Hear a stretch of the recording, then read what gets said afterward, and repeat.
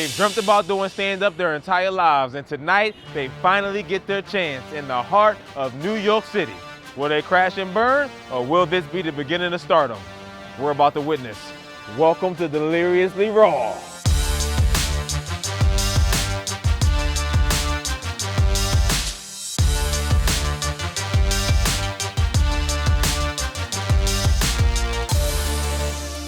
Please welcome to the stage, Shawn J. Jackson. Keep that energy going, keep that energy going. Give it up to my English professor, everybody. How you doing? Professor Griffith, all right. My fashion manager is over here. Give it up to him, everybody. Okay. We got my brother right here. Can you give it up for my brother, everybody? That's my bro. I don't know what y'all laughing at. How's everybody doing today? Round of applause. How you doing? How you doing?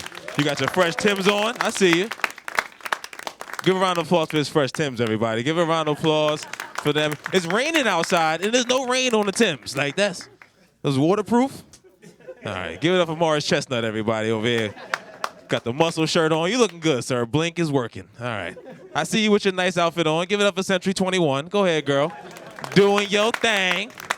Stella got her groove back. I see you.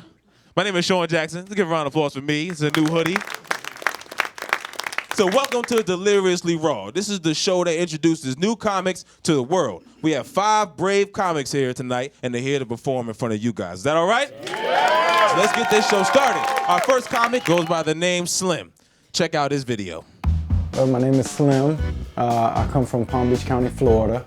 Personally, at my house, it's my stepfather and my mother. Growing up, it was me and my brother, and that's everybody in my family. My mother's real funny, and I remember growing up, she used to do like, she can do the Donald Duck voice and stuff like that, so she's real funny like that. And my father himself, he's ugly as shit, sorry daddy, but he's a charming motherfucker, I'll tell you that. He's real funny and real charming, so that's the only way his ass gets dates. When I started out in the business, like I said, I originally started out doing porn. I was going to school for broadcasting in Fort Lauderdale, and I was staying there and things were going good, and then that was around 2007, 2008, and you know what happened around that time, the recession. It was at that point where I was either drop out of school or, you know, do some strange shit for some change, you know what I'm saying? So I picked the strange. Did you hear that? Stop slamming the motherfucking door! You ready? Go ahead again. You know, people always ask me all the time, what happens if somebody in your family sees your porn? But they got a lot of splaining to do. You know what I mean? Like, what the hell they doing watching that nasty shit I be doing, you know? And if they have seen it, I guarantee they won't bring it up. Performing for the first time with clothes on, here's Slim, everybody. Hello, what's up, everybody? Hey, what's going on? Hello, how's everybody doing? What's up? This is my first time on stage, so lube it up nice and put it in slow for me. This is the first time I've ever been on stage with this many articles of clothing on.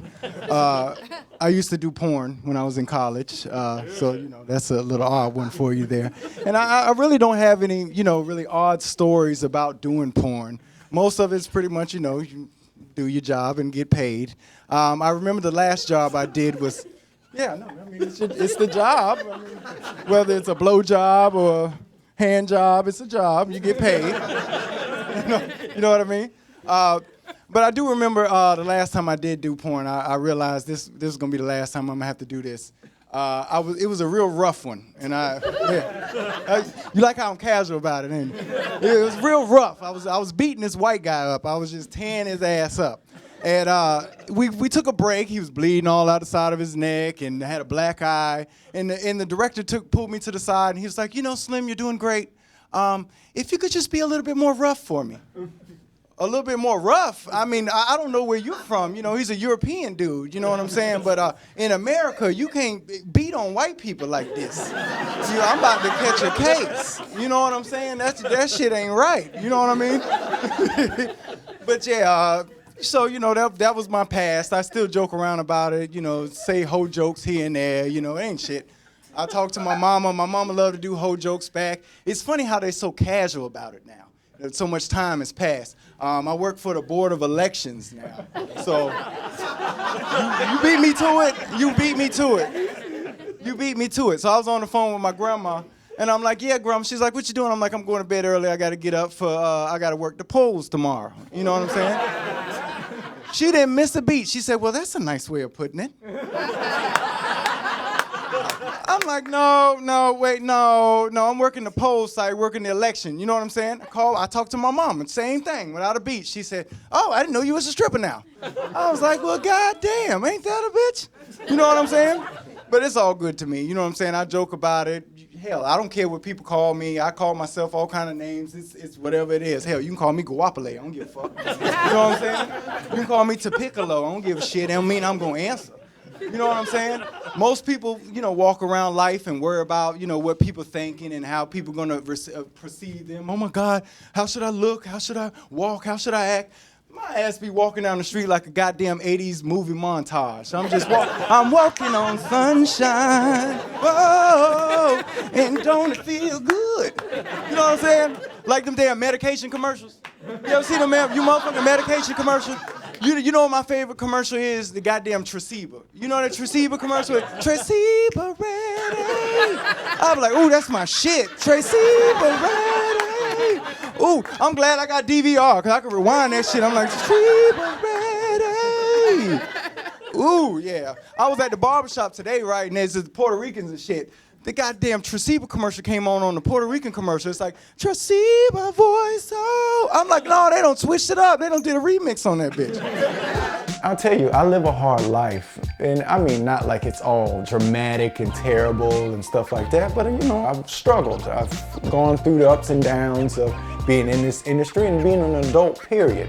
So I definitely, as long as I can remember, have used comedy to alleviate the stresses and alleviate, all the burdens that I have and all that kind of stuff. So it's something that actually comes kind of natural to me. I didn't always want to be a stand-up comic. Honestly, I figured people were patronizing me when they would laugh at my shit. They'd be like, ha, you funny. I'd be like, hold on, bitch, I wasn't trying to be funny. So at first I'd be slightly offended. I'd be like, damn, what you think, all because I'm country and you know what I'm saying? I got this accent, everything's funny, nigga. Like, I'm intelligent, nigga. Don't OP me, nigga, But then I realized, oh man, I might be funny. What the hell?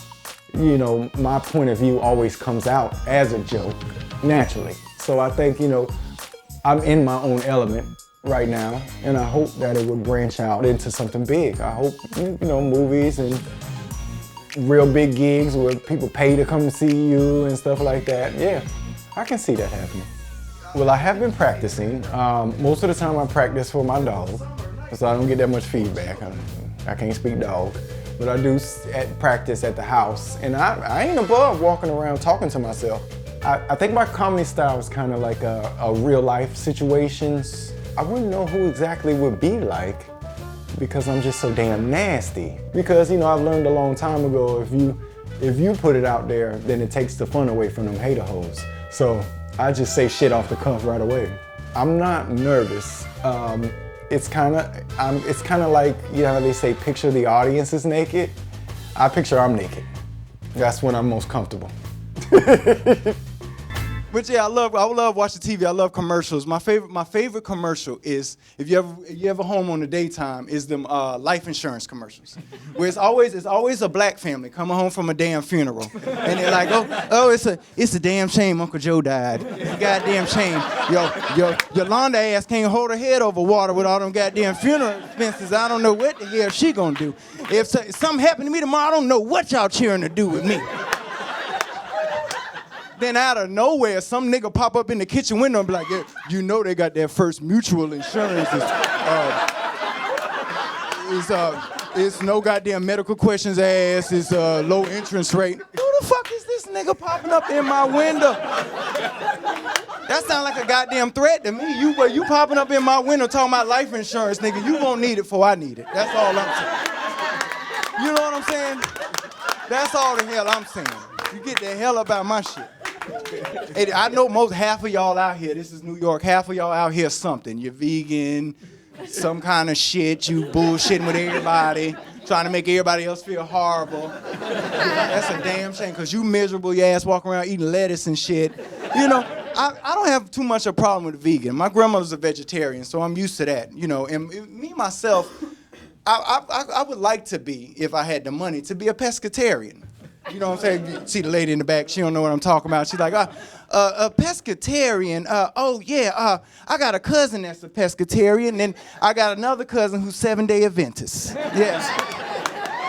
I know exactly what you're talking about. No, pescatarian is somebody who only eats seafood. Only problem I have with people that have like those little bullshits, that gluten bullshit. I mean, I don't even know what the fuck that is, if you could tell me. You mean you can't eat bread? Just don't eat bread. You can't eat goddamn bread, don't eat goddamn bread. I don't understand what the problem is. Why everybody else can't eat the shit? You know what I'm saying? And this is where it got to the precipice. This is where it had got to a problem. I had a little potluck dinner, and this girl, she's vegan, gluten-free, all that shit. She want to bring up, I'm asking her, she bring me a little dish. I said, what is this? She said it's lasagna. It's vegan. It's gluten-free, it's no dairy, no cheese. I said, shit, that's not lasagna. You need to take that shit back and rename that shit. You can't be stealing people's names and shit. There is something already named lasagna. I don't know if you understand. You know what I'm saying? Shit. Some old Italian lady just walking down the street just passed out and died because you call that shit lasagna. You know what I'm saying? Your actions affecting other people in this world. You understand what I'm saying? I'm kind of worried to say that I do not have any fears about going up on stage, but I've been in so many embarrassing situations that for once, this situation is actually under my control. Only I can fuck it up. Usually when you see people that have done anything, not just comedy, but anything, they always look back to their first time. And mine is gonna be filmed live. It's genuine, it's real. Don't know if I'm gonna do too good or if I'm gonna do too bad, but I know it's something I can look back on and say, hey, remember that? And hopefully I can be somewhere in the future where I can look back and say, wow, look how far I've come. So I think that my family will be really proud and they'll be really at ease to know that I'm doing well by myself, you know? So that's the most important thing. Of course, I'll be proud of myself and anybody else can suck a dick. What's up, y'all? It's your boy Slim, and I'm Deliriously Raw. And that goes to my next point. It's these kind of people in this kind of new age. People call them hipsters. I don't like to call them hipsters. In spirit of where we at Christopher Columbus Circle, I call them Christopher Columbus ass motherfuckers. And this is why. Christopher Columbus ass motherfuckers are the only motherfuckers that are moving to a neighborhood and tell everybody, oh my God, I discovered this brand new neighborhood, East Harlem. My God. We gotta put organic shit up here. It's a wonderful, we discovered, hey, bitches already live here. Huh? How the fuck? I know that's how the Indians thought. I know that's how the Native Americans thought when Christopher Columbus brought his ass over here. Like, oh yeah, we just gonna change all this shit up. Move this shit, move that tree out the way. We gonna change this shit up. Like, what the fuck? What the hell is this? You know what I'm saying? Y'all, that's my time. Thank you so much. I'm Slim. Yeah! Keep it going for Slim. One more time. Show some love. Show some love. Yeah. He made the right career choice, right? Yeah. He put the dick down and picked up the mic. Good choice. It was crazy. It was amazing. It was that feeling when they laugh is brand new, but it was definitely a good thing. I loved it. I think the best part for me was just getting to the gusto, just getting out there and just starting off. I think it was, I was going through a hurdle scene. That was my first time, and I want to do it again. It's like riding a roller coaster for the first time. I want to get up and do it again. I dead expected everybody to be like, and I had to be like, oh, okay, well, how about them Lakers? I would polish my jokes up more. I would talk slower. I was really trying to get it over with, but I would talk slower, and I would definitely really elaborate on some of the jokes that I felt like they really responded to more. It was amazing energy. especially from a certain point of the room. I really love that energy, but they're kind of towards my type of style, so I could already tell I was working them. But I could see smiles from a collective people in the room, and it just felt great. Our next stand-up version is Kate Parisi. We visited Kate to get to know her better and to learn why she loves the funny so much, and this is how it went. I'm from an area called Westchester, Ohio. It's kind of like farm area and like suburbs, and I lived on a farm that was like 40 acres. We had a horse and there were 2 beagles and like 12 cats, and they kept having kittens, so unlimited cats. I have 2 brothers, one older and one younger, and I lived with my mom and dad growing up, so 5 of us all together. They're pretty funny. They're just kind of crazy, like on the wild side. I just sat back and watched the life happen. I like to describe myself as funny. I always thought that was like a suiting thing for me, but that was like in Spanish class when they were like, describe yourself in Spanish, and be like, well, I'm funny, but I only knew how to say that. Is it like comico or muy comico? All the way from Cincinnati, Ohio to chase her dream. This is her very first time on the stage. Give it up for Kate Parisi, everybody.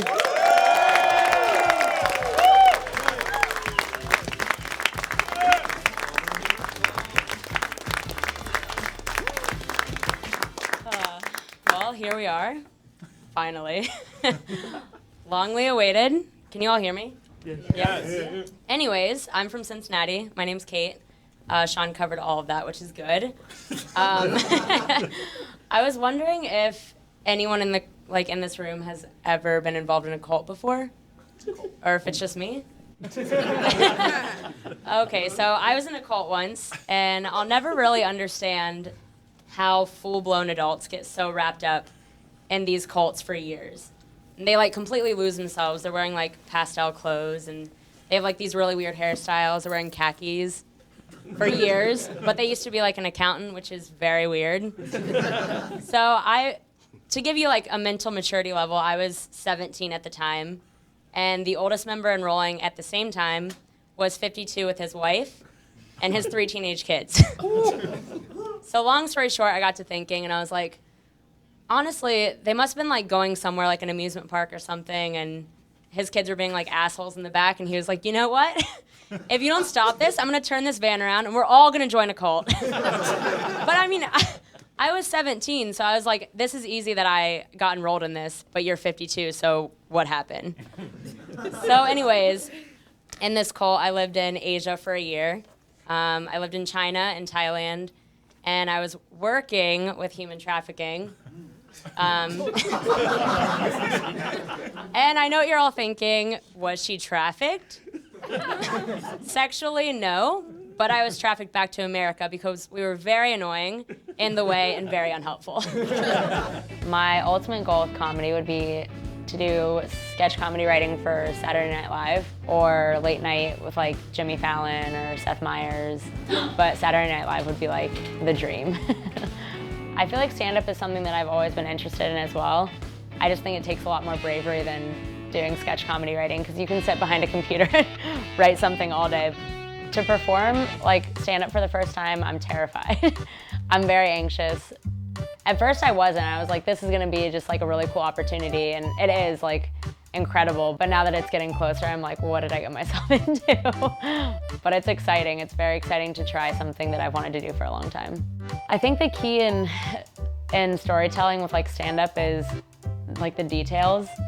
Because I can tell a story like a million times, but once I tell like the details I don't want anyone to know, then it becomes like uncomfortable and super funny. And I mean, just putting anything out there is like, I don't know, you're gonna fail and you're gonna learn and you're gonna fail and you're gonna learn. But I think just doing it would be the only way to get there. And if it's meant to be, then it'll happen, you know? I'm Kate Parisi and I'm Deliriously Raw. So long story short, we'd be woken up every day at 6 a.m. for supervised like prayer and journaling.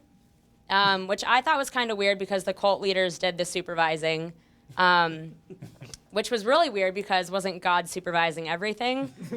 Or I guess they had to do the work, I don't know. So we were living in this woman's home where all the ex-prostitutes could go to learn skills like baking and jewelry making, which really pays the bills if you ask me, because that cannot pay anything in New York if you're baking cookies and trying to give them out. But long story short, we would group up every night and go down to these like really well-known sex trafficking streets. And we'd try to save the day wearing our Bermuda shorts, marching around. And there were like 21 of us, which was weird too, because I mean, if we're all coming at you like, you want to come home with us and bake cookies and make jewelry. So anyways, we would go down every single night and we'd try to convince the prostitutes to come back to our confine with us, bake cookies, make jewelry, and stop selling their bodies for sex. Which in retrospect, now that I'm a little bit older, I was like, I don't know, like, they must have been making a pretty good living, but whatever. So there we were, all marching around in our Bermuda shorts, trying to convince these prostitutes to use chocolate and beads in ways they never had. And we were like crosswalk guards in the sluttiest preschool ever. But we didn't end up rescuing any of them. It was just a very weird experience. So I ended up leaving the cult after a year, but a lot of people stayed. And they asked us all if we were going to stay at the end of it, and they were like, what was your favorite part? What did you love about this? And mostly, I just liked that I got to go snorkeling for free. And that was it. So now I live in New York, and I'm trying to do comedy, and I really appreciate it. So thank you guys so much. It didn't even feel real. I was like, I didn't feel like I was really there. It was good, though. I'm glad it's over. Are you ready for some more energy? Yeah. All right. Look at what happened when we went and we met up with Mel Sterling. Your cell phone is off? Yeah, my cell phone is off, of course. I'm Mel Sterling from Brooklyn, Crown Heights to be exact. Born and raised. Oh, that's my phone.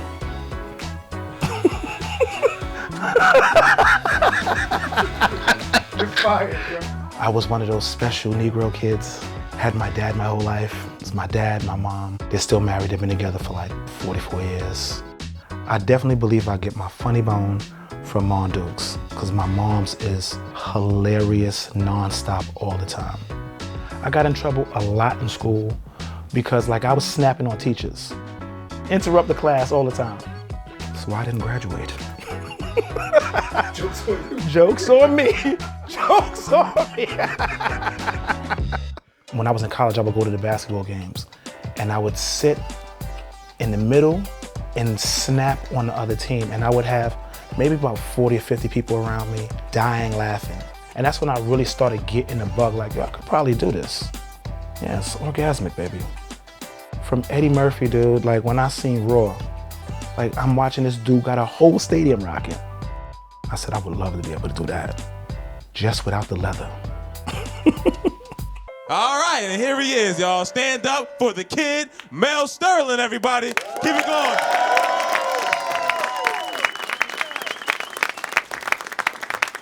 What's good, everybody? Can y'all hear me? All right, well, damn, y'all look good. You know, nice and employed. Everybody's looking good. Yeah. Well, while I'm up here, I figure I'd talk about crazy people, for instance. You know, like a crazy person is always the last person to know they're crazy. You know what the first thing a crazy person's gonna tell you? I'm not crazy! I am not crazy! Sure the fuck you are. If you have to qualify that, then you crazy as shit. But I have a lot of experience dealing with crazy people. Trust me when I tell you. I was in a 4-year relationship with a complete psychopath. And I'm talking, shorty was 730. She had the whole multiple personality disorder working. Yeah, and if you're like me, you're wondering, you stayed in a relationship with somebody that's a fucking maniac for 4 years? Like, who the fuck is really crazy? And those are really good questions, which I have a better answer for. I'll educate you people on something if you didn't know. Sex with a crazy woman is nothing short of a spectacularly magnificent event. And shorty, she was no different. Oh, her sex was amazing. Oh, it was like an out-of-body experience every time. She used to have me like, when I would come, I would be, I feel that shit from my hair to my toes, you know what I'm talking about? And then like my friends, like people, like my homegirls, my really good friends was looking at me like I was crazy, like, what the is this girl doing to you? Like, what is she? What the fuck does she do? And I'm like, oh my God, she's so awesome. Like, I can't put my finger on one thing she does. And she does everything so good, like really good. She's a goddess. I love her. And my homegirl's still cracking on me like, no, I don't want to hear that. Because, Mel, I do everything. And I don't have men acting stupid like your ass is acting right now. And she, snatched me up from my cloud and had to put her on the game.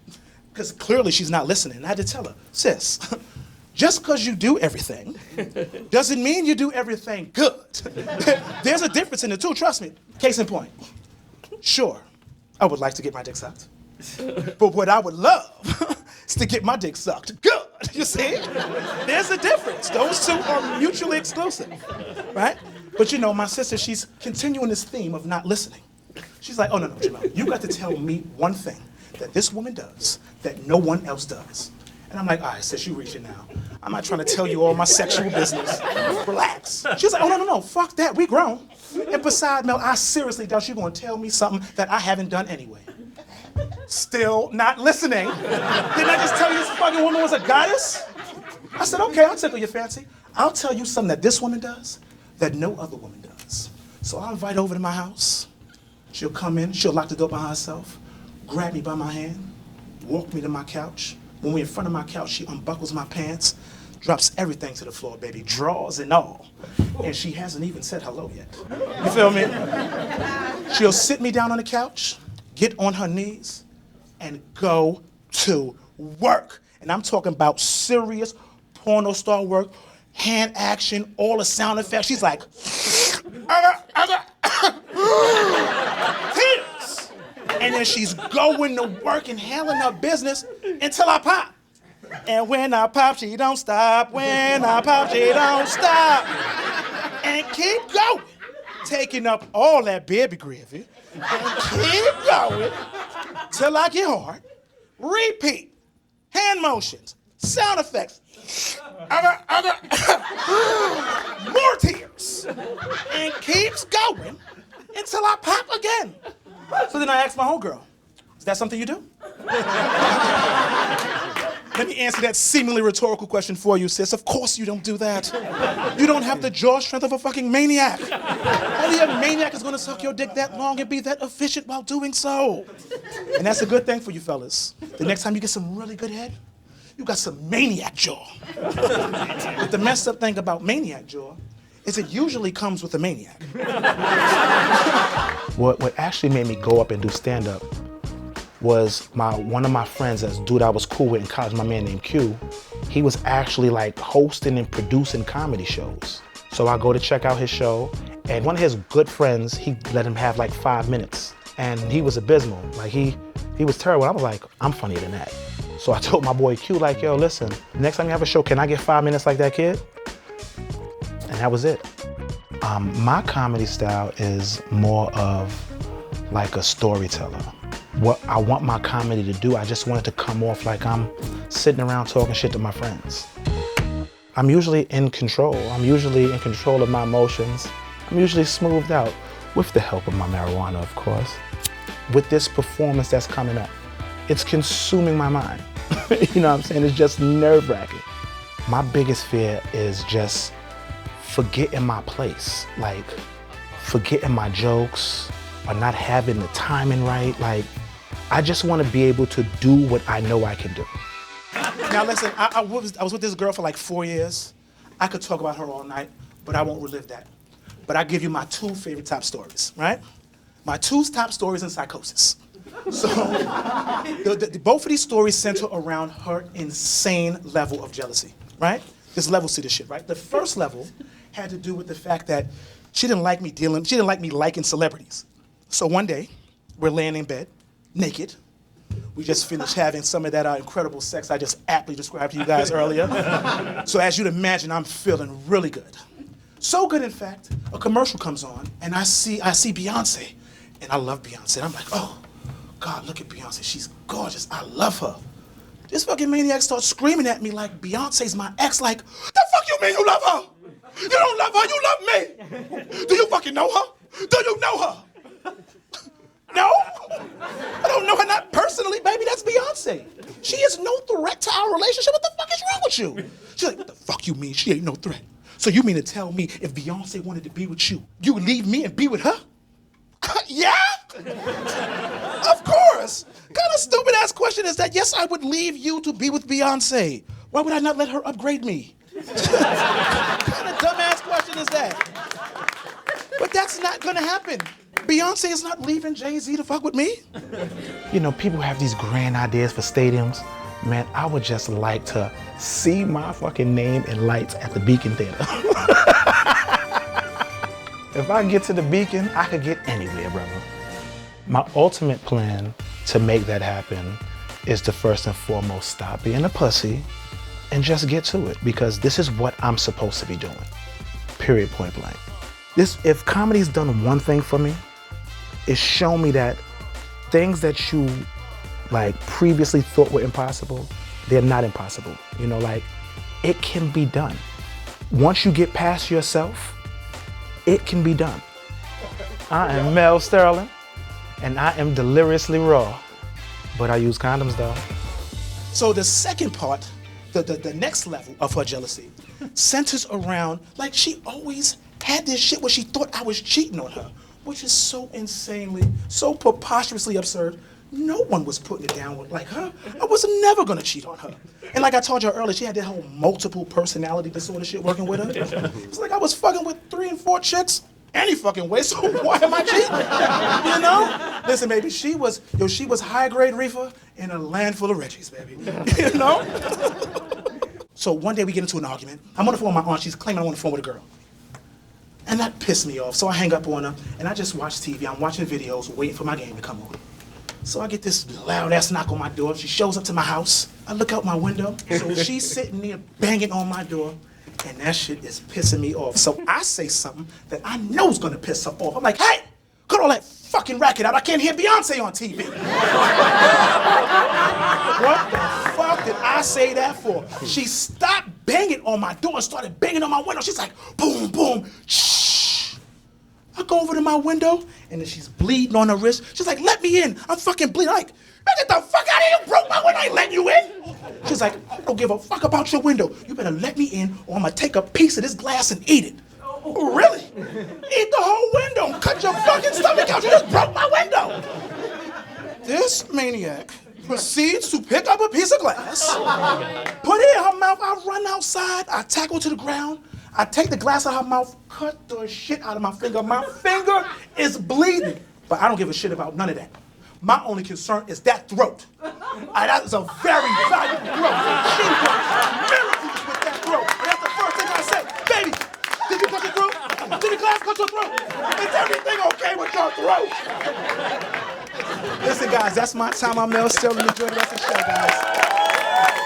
Keep it going for Mel Sterling. Look, they're leaving right now to go suck a really good dick. I'm just playing. That's somebody's mom's.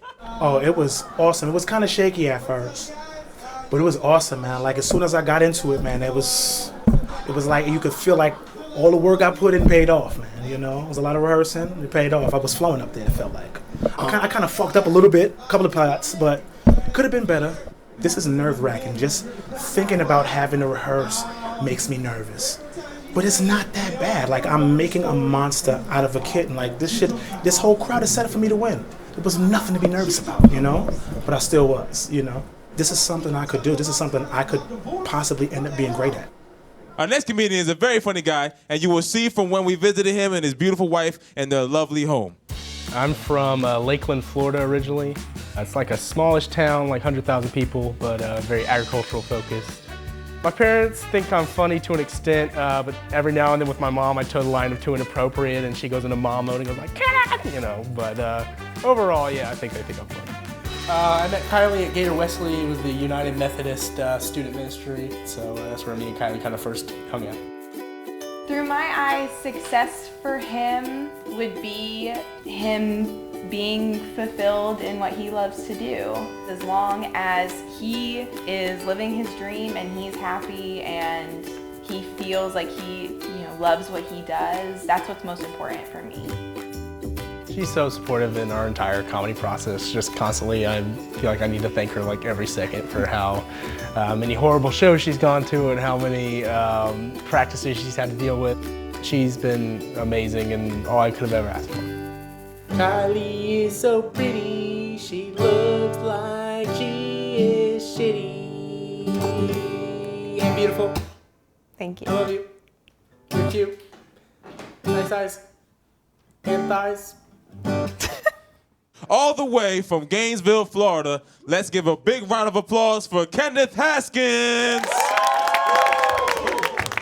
Man, I almost ate it. Holy shit. What's up, guys? This wouldn't be a comedy show without a fat white guy, so so glad I could fill that role here, First time I felt like I'm a minority. It's great, you know what I'm saying? I just got married like a year ago. Oh, thank you. I got married about a year ago. Things have been going great. I like to say I'm 1 for 1 on proposals. We'll see about, 10 years. I think we're heading that way, but no way in hell I'll make it to 50. Let's be honest. Because I'm not going to live that long. So. But yeah, it's funny when you first get married. You'll tell people, oh yeah, we just got married. And fuck, people tell you a lot of times about divorce. Oh, I got divorced. Oh, great. Thank you so much. I really appreciate you updating me on that, as I'm the happiest I've ever been about your depressing ass life. And they always go into the story, and he's like, oh, she took the house. She took the boat. She took my 401k. She took everything. And of course, if you're talking to a lady, she just goes, he took the best years of my life. Best years of your life? That sounds like a win in my book. I feel like... I think people realized I wanted to be a comedian before I realized I wanted to be a comedian. I would get a lot in grade school, middle school, high school, of people just going like, oh, you should be a comedian, you're so funny.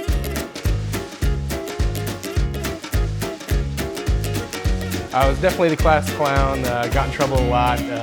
My favorite move was anytime the fire alarm went off, I would just jump out the fire exit and go running around. Originally, what I wanted to be when I grew up alternated between, baseball, football, and golf, depending on which sport I was playing at the time. But as I got older, it was like, oh, I'm going to be a businessman like my dad, and then about college, kind of tried to become a comedian. My first time up ever, like in front of a real crowd, we had like an indie cage match in college for improv. And me and a couple buddies who were all, 2-3 months in, decided we'd enter. So our team name was Monday Night Blowjob. Literally for 20 minutes, we're in front of this crowd, just dead silence. People are staring at us like, what the hell are you doing? And then they're like, all right, thank you. And we run out all energetic, and they're just like, next. I remember being in 10th grade. And all I cared about was finding a girlfriend. I was like, fuck, I'm gonna be in 11th grade soon. I'm gonna be driving, never have kissed a girl. I'll be so fucking lame. So I was really trying to impress all the ladies. And I was like, oh, who'd be easy to date? The homecoming queen in 2 years, so I'll go ahead and pick her up. So she was in my 6th period class, and I was so excited. And you have first period, second period, eat a snack. Third period, fourth period, lunch. I was paying attention to a couple things that other people weren't. You get to 5th period, and then 6th period would come. I was in love with her. Her name was Ashley Jones. She was so fucking hot. She had some nice A titties. I was like, this is gonna be my wife. I'm gonna marry her. We're gonna have hot kids. It's gonna be great. Well, I'm kind of hot, so it'll be mostly hot. I was so excited to get 6th period every day. All of a sudden, out of nowhere, my stomach every day for 2 weeks just felt like it was exploding out of my butthole. Literally, I don't want to be gross, but it was horrible. I mean, terrible. Every day, boom, boom, boom. I was like, what the hell is going on? And she'd be in front of me, because of course she sat right in fucking front of me, and she'd be like, do you have a pencil, Kenneth? And I'd be like, yes, I do, Ashley, here you go, thank you. Slam my cheeks together like a goddamn dam. And I just couldn't figure it out. I couldn't figure that shit out of why is this woman, and why, is it nerves? What am I eating? Fuck, is cafeteria food that bad? And all of a sudden we're sitting around the dinner table, my family's there, and my mom just, looks at my sister and goes, oh, honey, how's your constipation going? You know what you talk about with your family. And she just goes, are those Fiber One bars helping? See, I was a fat high schooler, guys. And when you're a fat high schooler, you just grab whatever's in the pantry. So I was slamming 4 fiber 1 bars a day between second and third period. And then trying to impress the woman of my dreams. Oh my God, that bell could not come fast enough. Holy shit. Felt like Hiroshima in my ass, but Moved to New York / New Jersey strictly to do comedy. That's why we came up here. So I just want to chase the big dream. I've gone up officially in front of a real crowd only one time. It feels pretty amazing to be in front of a group of people and have them all laugh at you from something that I just kind of said. Honestly, I think that's why I ended up in comedy, is because that feeling from the time I was little, 3rd, 4th grade, cracking jokes in Sunday school all the way through now, that adrenaline rush that you get when you make a whole group of people laugh. The thought to be able to do that for a living or do it in front of on a more professional stage, it's definitely why I think I'm here. Yeah, I write my jokes. It's not like a script or anything that I write out completely, but it's usually just some kind of idea pops into my head. I find my kind of biggest moments of where I get inspiration is when you're in a high input environment. So when you're walking around the city, you're in Times Square, but there's nothing really going on in my brain, so I'm just listening to music or hanging out or waiting for a show or something like that. That's usually when that dichotomy kind of creates a kind of a nugget of something to turn into something later. Being on TV is interesting because I've never dealt with cameras a whole lot or dealt with, it's the things you're performing being recorded for future. Usually it's just, it happens in that moment, stays in that moment. So I'm a little nervous of, is it gonna get stuck in my head that I shouldn't say this thing or that thing. But I just want to go out there and treat it like it's, the cameras aren't there, because that's usually where the best comedy is anyway. As you get married, you go through that, first 4 months, everything's new, it's all exciting. You're like, oh, we're married. Oh, this is our first time being married on a couch. This is our first time. This is our first time married at the grocery store. Oh my God, give me some of that cabbage.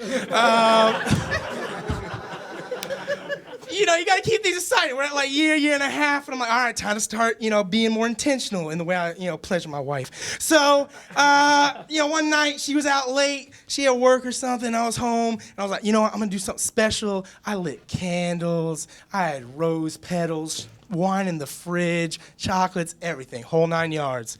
And in the center of our living room, we have a big candle, like massive. Those candles, you're like, who the fuck lights that candle? One of those candles. So it's a big candle, and I'm like, fuck it. Tonight I'm lighting the candle. It's gonna be a special night. She can probably see it from the bedroom, right through the cracks. I'm lighting the big candle. I'm doing it. So I get everything set. Everything's lit. The last thing I was gonna do was light this big candle, and all of a sudden I hear the door jostle. I'm like, fuck. So I get out the lighter, and I'm and it's lighting for like 2-3 seconds, just like flame, flame, die, flame, flame, die. I'm like, fuck, man, trying to get this candle to lay my wife. I'm still upset. But she comes inside, we spank the baby, or sex as other people call it. We're laying there. I'm like, honey, tonight was great. She's all like, oh my God, that was great. She's a good liar. I was like, I try to make it special. I was gonna light that big candle on our dining room table. And she goes, oh, is it out of batteries? I was trying to light a battery operated candle. It doesn't work. It doesn't work. Energizer was not in my vocabulary that night. Oh my God, but she's still with me. We're still going strong. But in the same vein, I still fuck up, right? We've all fucked up with Our Lady. A couple years back, my sister got married. Thank you. Oh, thank you, guys. Oh, man. Oh, guys, stop. I gotta tell my joke. Come on. But she got married. It was a great wedding. She married a Hispanic guy, so my family's now ethnic. It's really exciting. We had a great time. My whole family was there. We got drunk as shit because my family's alcoholics. And we all went to a bar afterwards. My sister and new brother-in-law, they went to do other stuff I don't want to talk about. And we're sitting there at the bar afterwards, and we're all drinking, having fun. I'm just getting fucking smattered. And I'm sitting there, I'm like, oh man, I'm gonna compliment the shit out of my wife. And if anyone here has a lady, if I ask you on a scale of 1 to 10, what your lady is, what's the correct answer? 11, correct. So I get down and I go, baby, I really reached for you. And she just gives me those puppy dogs. Yeah? Because I'm like a 6. And she's like, oh my God. And you're like an 8.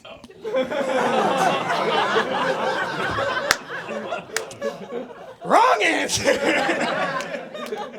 But the best part was the defense of my entire male family coming up. Oh, no, he didn't mean it. He didn't mean it. No, 8 out of 10. You think about it, that's like an 80%. That's a B. That's a pretty good grade. You know, if you think about a B, you get B's all the way through. That's a college degree. You could probably get a master's with a B, so you goddamn doctor. I appreciate that. But even better was every single woman in my family going, oh, hell no, you fucking kidding me? 8 out of 10, she goddamn queen. She gonna leave your ass, you ugly sack of shit. And I'm like, goddamn, grandma, shut up. You're on my side. But that's my time, guys. That's all I got. Oh, it was great, man. It's nice to be in front of a real audience, you know, be in front of a live audience. Yeah, it was good. It was fun. It's been a long time since I've done stand-up, so it was good. It was good. Oh, man, the crowd was great, so they were giving me a ton, you know, they just, laughing at stuff I wasn't even really planning on, so that was definitely cool. You know, there's a couple moments that I think I let it drag. I should have jumped in, maybe come up with a couple more tags and stuff, but overall, I'll take it, you know. So we caught up in Cole in Philadelphia on his college campus to talk to him and his family and check out the funny. I'm from Sicklerville, New Jersey, South Jersey area, but I was born in Philadelphia.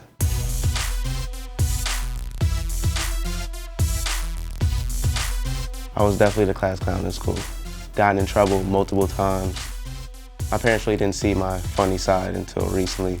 I really say that for like my friends, like I kind of kept a barrier between the two. So they had no idea when I started doing this that I would actually be good at it.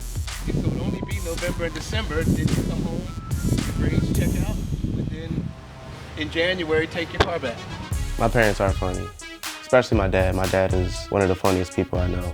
I actually attribute my good sense of humor to him. All right, look.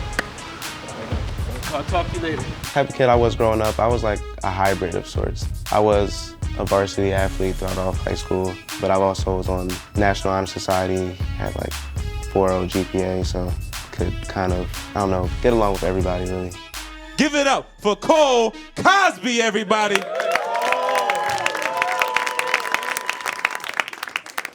Want to let you all know you did hear that correctly. My last name is Cosby. Fucking sucks. Fucking sucks, man, because ever since the scandal happened, I've been getting treated like I did the shit. I can't get hired for shit either. You know, just the other day I tried to apply online to Walmart. You know, the first page said insert name here, so I put Cole Cosby and hit enter. Took me to another page that said thank you for expressing your interest in Walmart. You know, I've been a big supporter of Bill throughout everything. But you know who was Bill's biggest supporter? You know, bigger than his wife, his kids, or anyone else? Bill's drug dealer. No, hear me out. Bill's drug dealer was his biggest advocate. Because Bill was his best customer. While Bill was sinning, his dealer was winning. You know, mansion parties, trips to Dubai, he was balling. And you know Bill's dealer ain't give a damn about what Bill was using the pills for either. He asked him and said, hey man, before I give you these, for the 10th time this week, what you been using them pills for anyway? Bill said, no. I would have knew what that meant, you know. A little bit about myself, though. I'm a 4-year student at Temple University. Thank you. You know, Temple's a great school and everything, but, like, nobody told me before I got there that, like, the surrounding neighborhood was scary as shit. And nobody told me, like, those who aren't familiar with Temple, it'd be like if you took NYU and just dropped it in Brooklyn before the gentrification.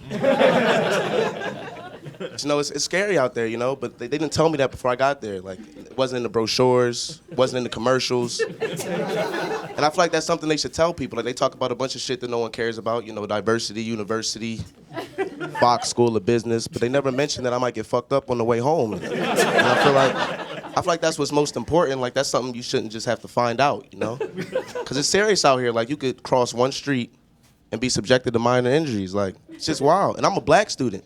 So I can only imagine how the white students feel. They must be terrified, man. Like I remember this other day, I was walking off campus with one of my white classmates that I don't really like. And, no, I don't like him. Not because he's white, but because he never has 2 words to say to me in class.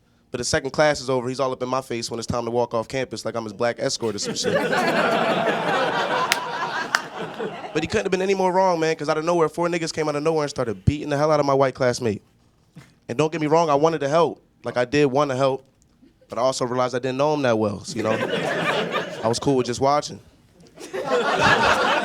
And then one of the guys yelled out to me. He's like, yo, brother, you want this fool's sneakers? That's where I had to draw the line. I had to protect my white classmate. I said, no, I don't want his sneakers. He knows to get home. Just let me get that watch and be cool, thanks. So I watched off. I walked off. It's cool. He made it all right, I think. You know, everything starts changing when you get off campus, though. You know, even the street signs start changing. The one-way signs, they say that way, you know? The stop signs say stop, snitching. The family crossing sign had the dad X'd out, like, shit was depressing. And even the people you swore you knew change when you get off campus. Like, even the people you swore you knew change. Like, just the other day, I was leaving Crown Fried. It was late night, like 3 a.m. Just got me a 2-piece. This guy ran up on me at gunpoint. He was like, run that shit, nigga. I was like, oh, my God. Professor Johnson, what are you doing? That nigga stole my watch. My childhood dream was to be in the NBA. As life goes on, you realize that certain stuff isn't gonna happen for you. That goal went from NBA to Division I basketball player to Division II basketball player. A few years later, Division III, and now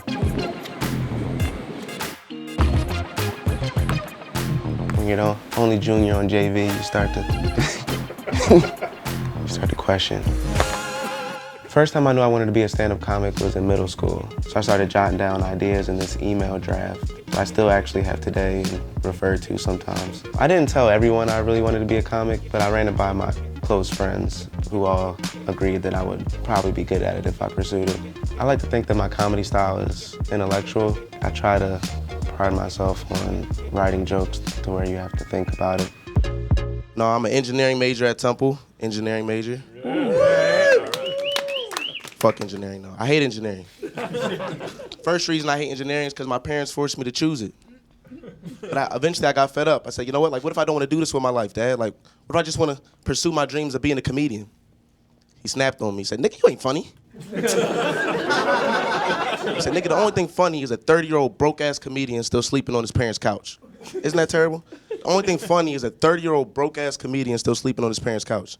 And to this day, that shit still doesn't make any sense to me, because, you know, I never sleep on the couch, you know? But second reason I hate engineering is because I'm not a good problem solver. I can't solve problems. Like, just the other day in class, my teacher asked me a question. She said, Cole, what would you do about the Flint, Michigan water crisis? Several black people are dying every day from contaminated water. What would you do? I said, I don't know. But that day stuck with me. And ever since that day, I made it my mission as an engineer that when I graduate and when I get hired, I'm gonna make sure that I never go to Flint, Michigan ever. That shit must suck, man. Fuck that. It's not my problem. My dad had a lot of fears before sending me off to college. As terrible as this is, his biggest fear was me becoming gay. I know. His biggest fear was me becoming gay, and his fear would be so strong that he would try and control all the aspects of my life and shit. You know, I would just be chilling in my room, minding my own business, listening to music. He would barge in. Nigga, what are you listening to? I'm like, Dad, it's just some Frank Ocean. I like Frank Ocean. He said, Frank Ocean? Black people don't swim. And I don't want you swimming in whatever ocean that nigga sing about. Turn that shit off. Like I said, I go to Temple University. House parties there, they're fucking terrible. I hate them. Biggest reason I hate the house parties there is because the dudes at the door are always trying to insult my intelligence. At this other time, me and my friend pulled up to the house party. Guy at the door said it was $10 for guys.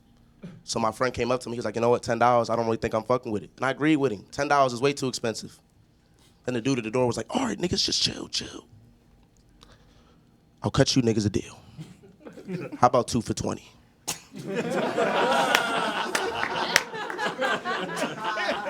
That's the same damn thing. It pisses me off. And the reason why I hate these parties, they be too crowded. They be too crowded in these parties. There's nowhere to move. It's like in pursuit of trying to dance with a female, you done already danced with like 3 niggas by accident. Like, this shit's crazy. I want to be a stand-up comedian because there's nothing that I enjoy doing more than making people laugh. My first time ever doing stand-up comedy was at an open mic night on campus. Some organization held it, and they had flyers posted around campus, and I saw it. My friends were like, yo, you might as well do it. So I was like, all right, I prepared in advance. It wasn't smooth, but I got through the whole thing. Right before I go up, my mind's racing, and the only thing that's going through my head is like, I'm here, like, let's just do it. I'd say who would be proud of me the most would be my grandmother. She's one of the first people I actually used to secretly tell this dream to before I started to slowly run it by my parents. She was supportive from the very beginning. My real goal would be, like I said before, Netflix special. Like, that's crazy if I could just have 1 hour special on Netflix or something like that. That would make my life. Like, people could turn on and see the new Cole Cosby special. That'd be crazy. Now, before I get out of here, I'd like to run a personal health issue by y'all. I feel like if I run it by y'all, y'all can let me know if I have a serious problem or not. I've only got one girl pregnant my entire life. Yeah. I've only got one girl pregnant my entire life. I know what you're thinking. Nobody has sex to get a girl pregnant, right? Like, nobody has sex for its God-intended purposes. You're right, nobody does, but I still feel like that's something I should be able to do as a man, is get you pregnant. Like, I feel like every man should be able to do 3 things: protect, provide, and impregnate. And it's no secret I can't do the first 2, you know? So I need the third one to be my shit, man, but it's not going well for me, you know? Because I never pull out my girl and she ain't on birth control. She'll still text me in 2 weeks like, babe, I got my period. And I'm like, really? What the fuck is wrong with me then? I stopped beating off for a month. I'm like, I gotta figure this out. But I'll never forget how proud I was the first time I got her pregnant. Like, most guys get scared. I was proud as shit. She came over one day. She was like, babe, you might want to sit down. I got some big news. I was like, what's up, babe? She goes, I don't know how I'm gonna say this, but I'm pregnant. I picked her up. I said, oh, it's a miracle, baby. Fuck, it's a miracle. It's a miracle, baby. It's a miracle, baby. And I don't know what it was about my reaction that she misinterpreted, because she was like, oh, so you want to keep it too? And I was like, whoa. Who said anything about keeping it? That's my time, man. My name's Cole Cosby. It was definitely different than what I was used to. You know, I never really had like all the cameras and stuff, so it was definitely an interesting experience. I feel like the audience was definitely responsive. I feel like some of them were like just laughing to laugh, like even at stuff that wasn't funny. I do differently. Probably slow down. I always tend to speed through my sets, especially when I'm nervous. I'm always nervous, still new at it. And everybody was great. Made me more nervous going last that I got to hear everyone. But yeah, I think it was this was awesome, all of it. Wow, what? That was amazing. Oh, you probably thought they were going to bomb, didn't you? I know you did. Those new comics did an amazing job. Great job to them. And I guarantee you we're going to have some new comics next time. They're going to do even better or worse. Tune in to find out. This is Deliriously Raw.